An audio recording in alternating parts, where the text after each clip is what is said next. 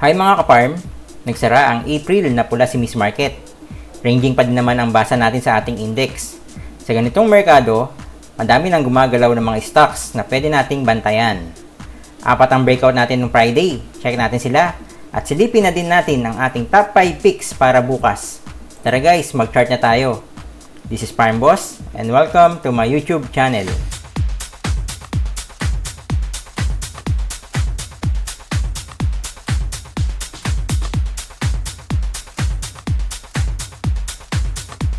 Hi traders! Welcome to our daily top 5 picks program. Disclaimer, guys, supportahan natin ang ating channel sa pamamagitan ng pag-subscribe. Pindutin nyo lang po yung subscribe button, pag-comment at pag-like ng ating video. Salamat po. Buying signals and stock screening. Gumawa tayo ng video dyan. Ito po yung itsura niya. Nakihanap na lang po dun sa ating tutorial playlist. In-explain ko dyan yung ating buying signals at kung paano natin itina-transfer yung mga na-screen nating stocks sa isang spreadsheet. Check natin ang ating index. So, ranging pa din siya, guys. And, pangit ng candle niya nung Friday. So, silipin natin ang ating index.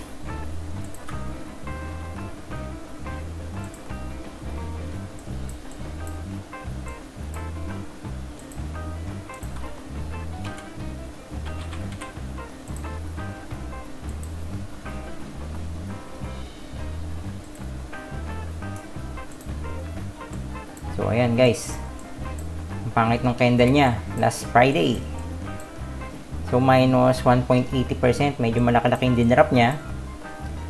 Pero sa palagay naman natin, ranging pa din naman tong index natin.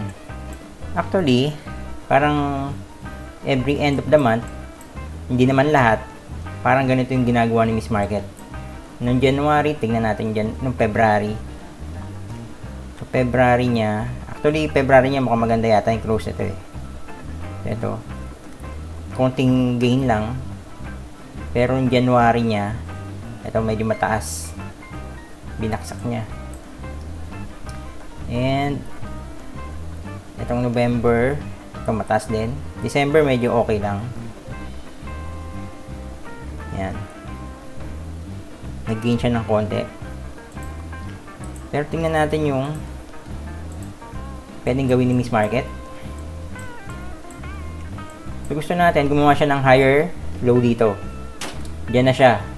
Kung mag-green to bukas, mas maganda. So, sana green siya dito bukas, mas maganda yan. Pero, ang ayaw natin mangyari, kung lulusot siya dito sa dinrawing nating linya. Sana hindi siya lumusot dyan.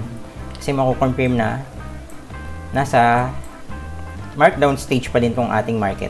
Pag ganyan nangyari. So, 4 na stage yan, di ba? Accumulation, markup, yung tumataas na siya, distribution, yung parang nag-consolidate na siya dun sa taas, tas ito, yung nangyayari ngayon kay Miss Market, or recently, itong markdown. And gusto natin, ito na yung kanyang accumulation stage ulit. Sana ito na yung accumulation stage niya. Kahit medyo matagal, okay lang. Huwag lang ma-confirm tong markdown niya. Yung pababa niyang ganyan. So, okay na to, ranging. May mga lumalabas ng mga stocks dito na pwedeng bantayan. Yung mga outliers, tumataas na, kaya ito, mas okay to. So, tingnan natin, bantayan natin si Miss Market. Huwag siya sanang bumaba pa dito sa kanyang previous low na to. Check na natin yung ating breakouts nung Friday. So, 4 sila guys. LCC, PRMX, tsaka si Marcy. Tingnan natin si LC. So, ang ganda din ang ginawa ni LC.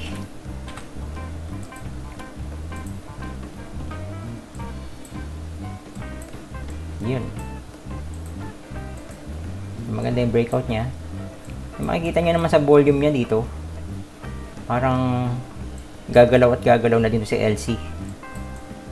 Ang di niya lang nagawa itong ma-break niya tong candle na to. Pero tingnan natin sa Monday. Bukas kung kaya niya to. Pero dito sa box natin gumalaw na siya. Or nag-breakout na siya. Breakout level natin dito 0.1850. Bibili tayo after niya mag-breakout 0.1860. Possible TP natin, tinignan natin tong taas nitong body nitong red candle, tsaka itong peak nitong candle na yan. So 37% guys. So malaki-laki to guys. Kung titingnan natin, kung mauuntog siya dyan sa isa, so 16%. So ayan, malalaki. Pero tingnan din natin, baka naman to merong mauuntugan pa dito sa kabila, sa left. Silip-silipin natin tong left na to. Tingnan natin to guys, tong Darbas na to. So, merong Darbas box dito. So ayan yung support niya. So mukhang malakas yung resistance na yan, pero tingnan din natin. Ito, medyo isang resistance siya dito. Kung nakabili ka nung Friday, mga 15% pa to. Yung ilalim na tong candle na to. Maganda-ganda yung prospect natin kay LC. Possible TP natin, 0.2550. Possible gain, 37.27%. Atos natin, nakuha natin sa ating trade plan calculator. 0.1800.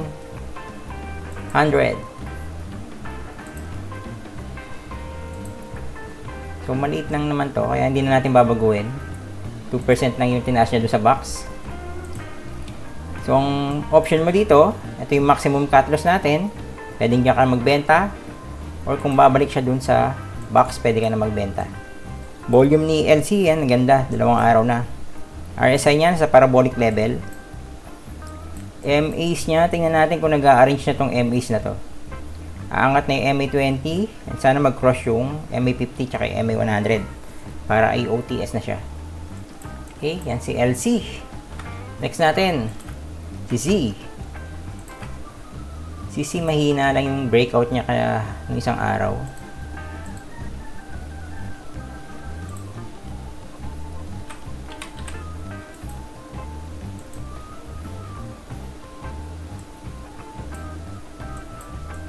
Ito yung breakout level natin. 0.2550. Bibili tayo after niya mag-breakout. Actually, nag-ano to? Nag-open siya dun sa buy area natin, 0.2560. Possible TP niya, dito natin nakuha. Sa taas na itong mga candles na to, 0.3000. Possible gain, 16.63%. Katos natin dito kay C, 0.2480. So, ilang percent yung tinaas niya mula sa box? Actually, binabantayan ko to si C, kaso nga lang, pagkaangat niya nung opening, biglang bumaba na din yung price, kaya hindi ko na to na-trade. Pero tingnan natin, baka kasi nag-breakout na naman dito siya sa Darbas box, and may resistance na nga dito ng konti. Pagka tumaas pa to, baka naman dito na siya umabot. Or, meron pa din dito. Tingnan nga natin yan. Kung nakabili ka dito sa opening, 9% pa din naman. Ito sa resistance dito. Pero yung ating possible gain, 16.63%. So, ito nga yung possible TP natin, 0.3000. Cut loss natin, maximum natin, 4%. Pag umabot dito, cut na kaagad, 0.2480. Isang option, pag bumalik sa box, pwede na mag-cut. RSI niya, 69.95. So, hindi bumabot sa 70 na criteria natin. Ang ganda ng volume ni C nung Friday. Yan, 2 araw na medyo maganda yung volume niya. So, bantayan natin si C. Gusto mong pumasok, pwede pa. Kasi, ito nga, may resistance dito. Kung mag-breakout dyan sa resistance na yan, pwede bumili. Kaso nga lang, ang possible gain mo, mababawasan na. So, 12%. And, kung aabot ka sa resistance dito, 6%. Kino-consider nating malakas na resistance kasi, 2 beses siyang nag-react sa price. Yan si C. Next, breakout natin, PRMX.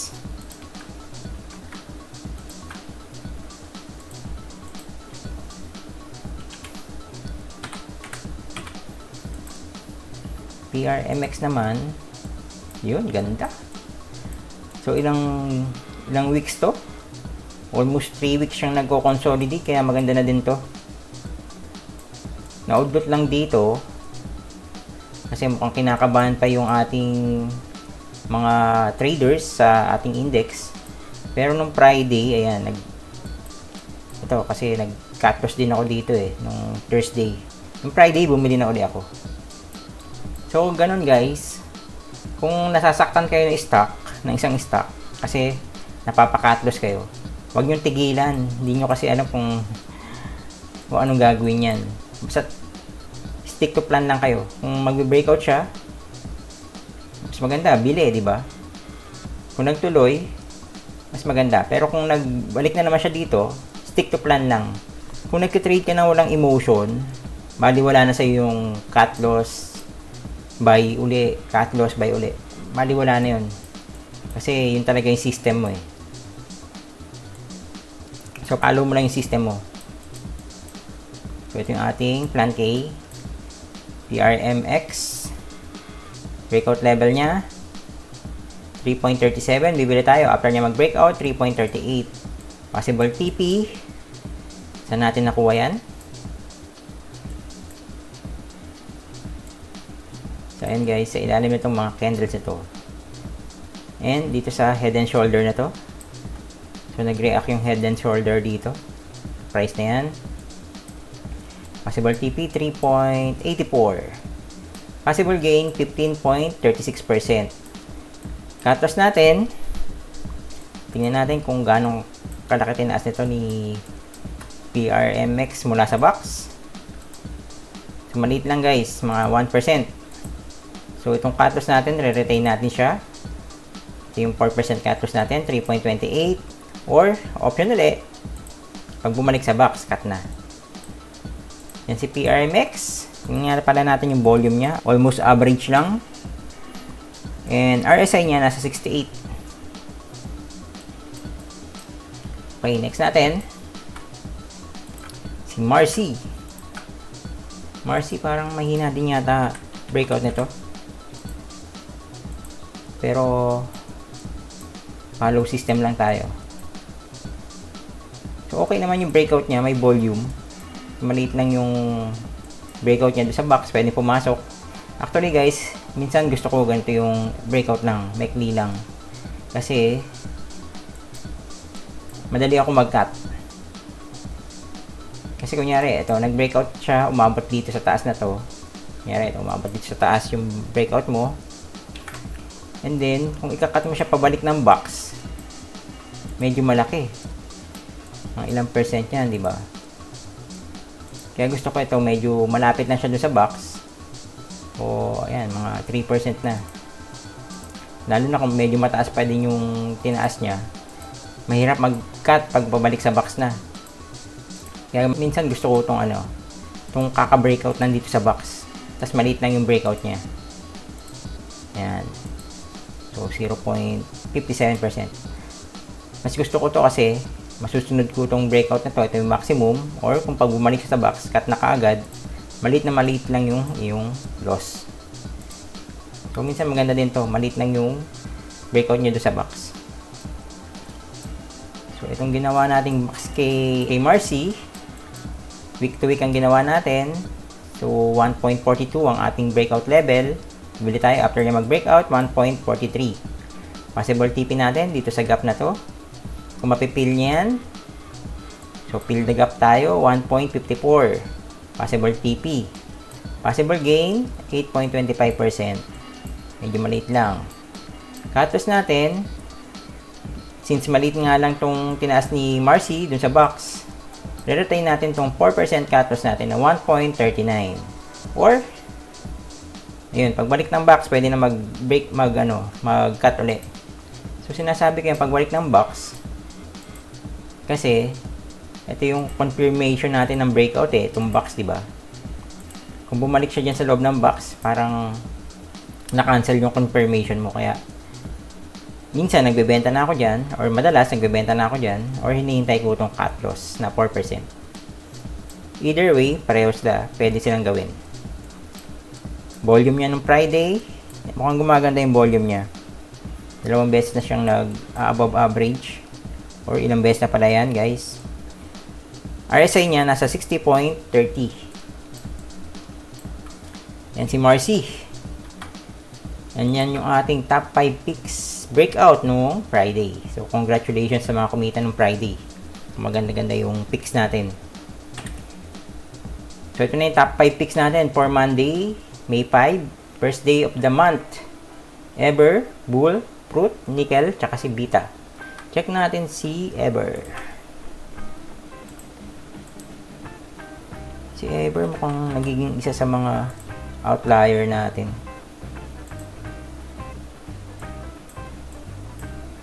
So, yan guys, ganda oh. Kung nakabili ka dito sa breakout nito, nung unang top 5 picks natin sa kanya, ilang percent ka na?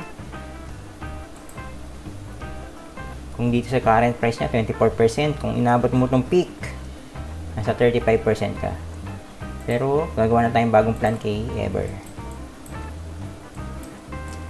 So, kagandaan dito kay Ever, nagko-consolidate siya dito sa taas. And yung RSI, nag-i-stay sa 70 above. And mas maliit yung red candle niya, yung volume ng red candle niya kaysa sa green candle. Ibig sabihin, meron pang mga humahawak dito sa candle na to. Yung volume dito. And may mga nag-accumulate ulit. Okay, gawa natin box. Itong consolidation niya dito sa taas. Breakout level natin. 0.1920, bibili tayo after niya mag-breakout.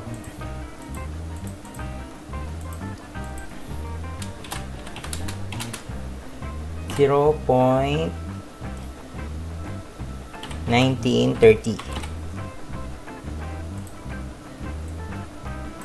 Check nga natin kung pwede na itong possible TP, guys.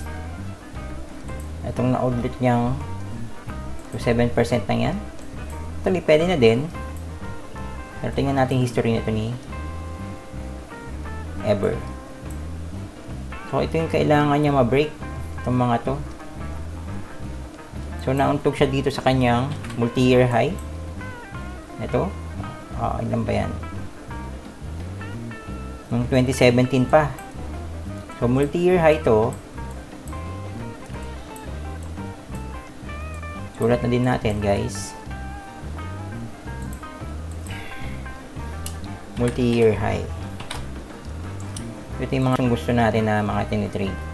Kung mabibreak niya yung multi-year high na yan, mas maganda. Pero ngayon, gawin muna natin siyang possible TP natin. Yung multi-year high na yan. Possible gain, 7%. So, itong 7% guys, hindi pasok sa risk to reward ratio natin na hinahabol. Kailangan 1:2 yung pinakamababa eh. Kaso nga lang hindi siya umabot. Pero pwede na itong devise ng bagong plan. Mamaya, tingnan natin. Possible TP natin. Yung high nitong candle na to, 0.2060.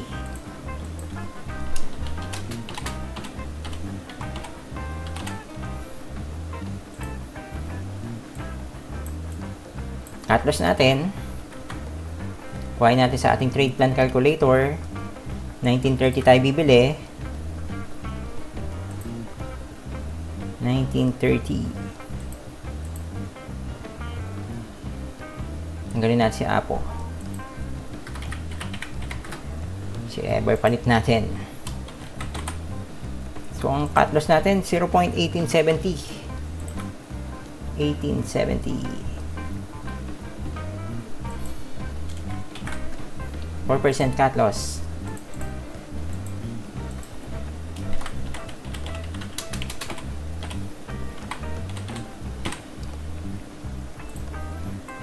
Itong isang plan na pwede nyo gawin, kasi multi-year high naman to si Ever. So, ibig sabihin, nag-breakout siya dyan sa multi-year high niya. Malakas to. Yan natin nga. So, yan yung multi-year high niya dito. And titignan mo ng resistance, banda dito na. Umpisahan natin dito.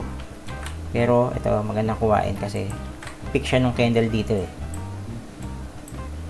Kung nag-multi-year high siya, kung pwede nyo gawin dito guys, bili ka 50%, portion lang muna yung bili mo dito kasi maliit lang naman to, 7%, portion lang yung bili mo, kunyari 50% ng regular allocation mo, lagay mo siya dito, And then, kung magbe-breakout siya dito sa multi-year high niya, pwede ka magdagdag ng another 50% ng regular allocation mo. So, yun yung ginagawa ko. Kung medyo tingin ko malakas yung stock, ay magbe-breakout siya dun sa possible tipping ginawa ko, pwedeng ganun yung gawin nyo. And okay pa naman yung gain, 13% tsaka 16%. Kung magdadagdag ka lang dito, mas maganda pa kasi mag-a-average yan. Mga around 20% pa ang pwede nyo i-gain. So, ganun guys ha. Bili ng portion dito and then bili ng portion dito sa multi-year high niya. Pag na-break niyan, ibig sabihin malakas yung stock, pwede siyang umabot dito sa mga area na to.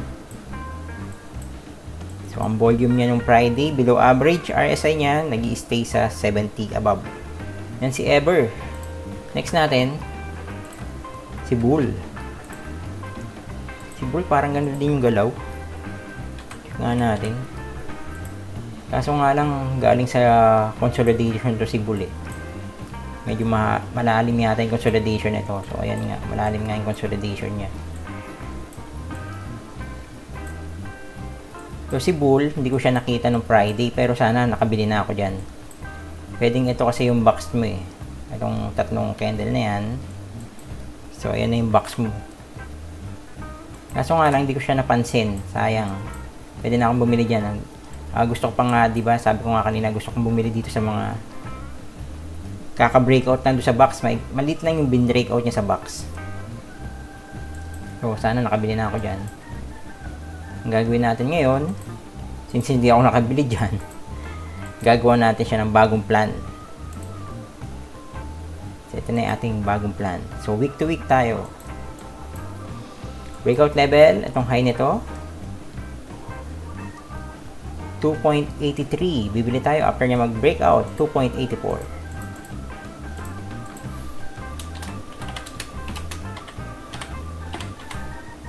So ako guys, naghihintay lang din ako dito. Sana may opportunity nga dyan makabili. Kasi mukhang maganda to si Bull. Kasi mag-AOTS na siya. About to AOTS na tong MAs niya. Sabihin, nagka-transition na sa uptrend. Pero sana, kung mangyayari ito kay Bull, kung mag-consolidate siya dito na sa taas nung DB50 natin, dito sa taas ng Darvas Box niya. Maganda kung mag-consolidate ng konti, siguro mga 1 week, 2 weeks, bago siya mag-breakout. Para malakas yung breakout niya. Pero, sa instance na mag-breakout siya, pwede na din tayong bumili. Okay, possible TP natin dito. Tingnan natin yung malalakas na resistance. Meron siyang malakas na resistance dito. And dito din. So, yan ang i-consider natin mga possible TP natin. Dito, 12%. Dito, around 24%. Mas mataas pa kung umabot siya dun sa taas. Ito muna kuhain natin. 13.6% ang ating possible gain. Possible TP natin, 3.21.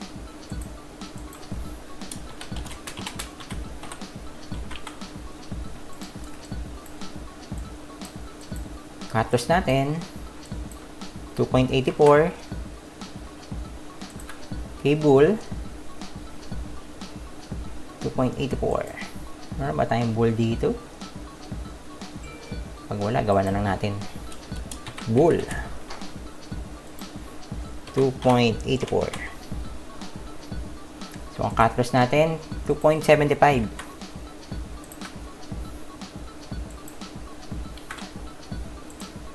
% cut loss natin kay Bull.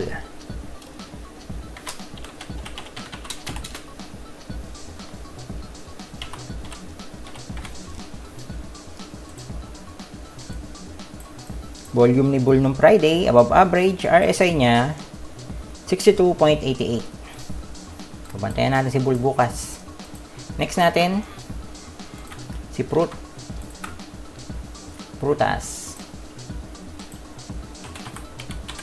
Alam ko bagong salta to si Prutas sa ating top 5 picks. So, nung Friday, pwede na din talagang bumili. Kasi nag-breakout siya dito sa nung box natin na body to body. Pero dun sa mga hindi nakabili, pwede pa. Kung mabe-breakout niya tong week to week natin.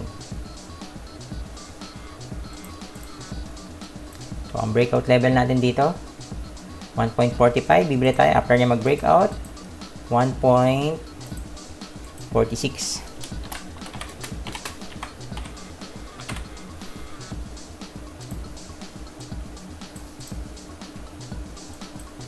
Kung body to body, kung nakabili ka ng Friday, okay na din kasi maganda yung breakout niya. Breakout din siya dun sa MA50 natin. Possible TP natin. So, tingnan natin tong, so malakas yung area dito. Actually, itong taas na to, malakas din. Pero tingnan na natin sila. Ito medyo, okay, medyo mahina naman dito. Kasi dalawang beses na siya tinamaan. Ito medyo malalakas kasi ilang beses siyang nagre-react yan. Mga 3 times dito. And then dito din meron. Tingnan natin yan. Possible TP natin. Ito 5%. And ito 10%. Kuhain na natin itong 10%. Pasok sa ating risk to reward ratio. Possible TP 1.60. Possible gain natin 10.02%. Cut loss natin kay Fruit 1.46 tayo bibili.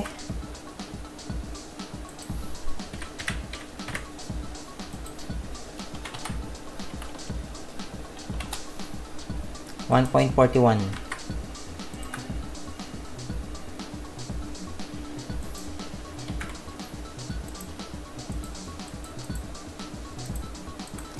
% cut loss.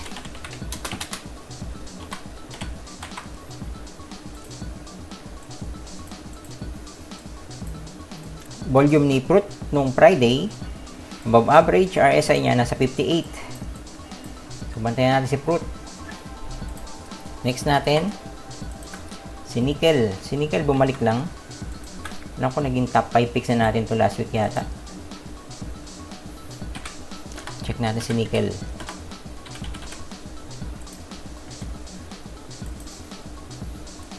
Yun, no? Actually,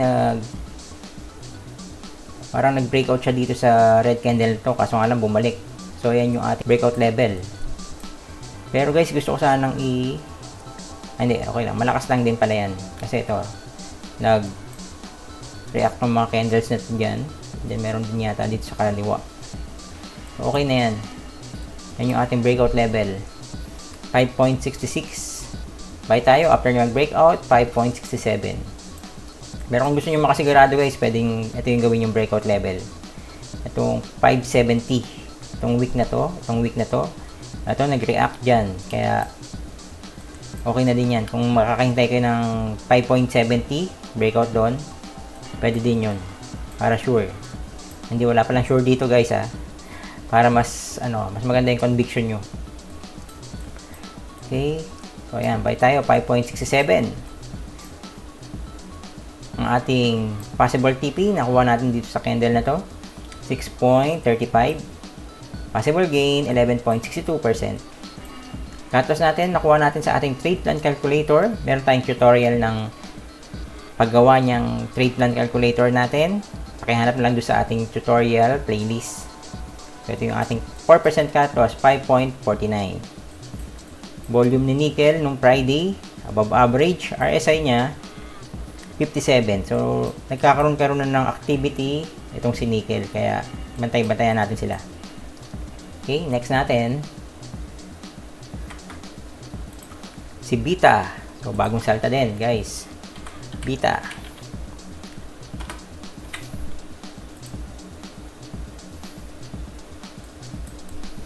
Gawa natin ang box si Beta. Body to body tayo dito kay Beta. Possible TP natin. Itong close dito, 0.87. Buy tayo after niya mag-breakout, 0.88.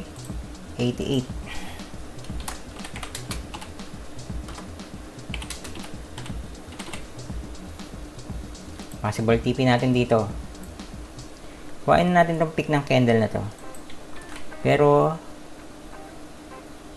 tingnan din natin itong mga resistance dito. Actually guys, ito natural lang naman to kasi galing sa ilalim to si beta, kaya makakaranas to ng mga medyo madami-daming resistance. So, tingnan nga natin. Tingnan natin kung sino yung pasok sa ating risk to reward ratio. So, dito sa unang resistance, 4%, the 7%, and dun sa taas, 10.02%. Yan yung kuhain natin. Possible gain, 10.02%. Possible TP, 0.96.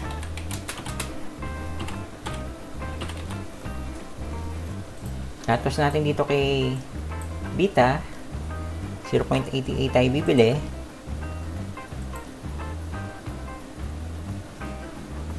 Hanap tayo ng pwedeng tanggalin. Si B muna. Palitan natin si beta. Si B pala guys, check natin, baka bigla siya mag-bounce. So, ang bili natin kay beta, 0.88. So, ang ating cut loss, 0.85. So, malapit lang.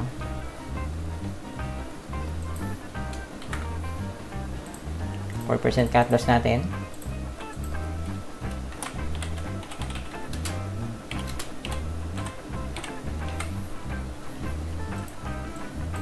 Volume ni beta below average, RSI niya nasa 56.75. So, ayan yung ating plan kay beta. Next natin. Ay, tapos na pala guys. Yan na yung ating top 5 picks. May 5, 2021, Monday. Pero, tingnan natin tong bonus, si B.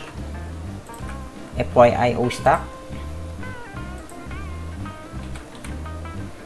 Check natin si B. Yun, guys. So, ito guys, yung tinitingnan natin sa mga bounce. Buran nga muna natin to. So, 2 days na siyang malaki yung red candle niya. Isa yan sa mga tinitingnan natin. So, third candle, pwede siyang dito sa support na ito mag-bounce. Yan. Isa pa yung titingnan natin guys, yung mga support na pwede niyang pag-bouncean. And kung confluence, tingnan natin. Ito naman, sa area na to, or dito, baka mag-confluence na siya dito sa MA50 natin. So, dito na, pwedeng abangan. Or dito sa support. And then, makikita nyo dito, mayroong support din tong RSI niya. Kung pupunta siya dyan, tingnan natin kung magsusupport yung RSI na yan and magbo-bounce. So, yan si B. Abang-abangan natin. Yan pa ba siya dito? Ito. Ito pa isang confluence pa lang itong MA50. So, ito na. Pwede natin bantayan talaga dito sa MA50CB. Meron siya ditong peak na nangyari. Tsaka dito. Tsaka dito. Mukhang malakas na support to guys. So, dyan natin siya babantayan. 0.820 tsaka 0.0810. Okay? Yan yung ating FYIO stock. Si B. Doon tayo sa quote. Medyo mahaba-haba na yung ating video. Believe you can and you're halfway there. Sabi ni Theodore Roosevelt. So, ayan guys. Tiwala lang. Nagtitiwala ako sa inyo din. Gagaling tayo lahat. Ayan. Kailangan lang aral-aral uli. And kailangan nyo talaga guys mag-journal. Kailangan nyo mag-diary tungkol dito sa trading. Gawin nyo guys. Kasi yun yung indicator na serious talaga kayo sa ginagawa nyo. And may natututunan kayo sa every galaw nyo dito sa stock market. I believe in you. Pagtiwalaan nyo din yung sarili nyo na magiging successful kayo dito sa stock trading. Okay? Yan guys, salamat sa panonood. Please subscribe to my channel, like and comment. Pakipindot na din yung bell sa ilalim para ma-notify kayo pag may bago akong video na inilabas. Supportahan niyo po ang ating channel. Good luck sa atin bukas and God bless.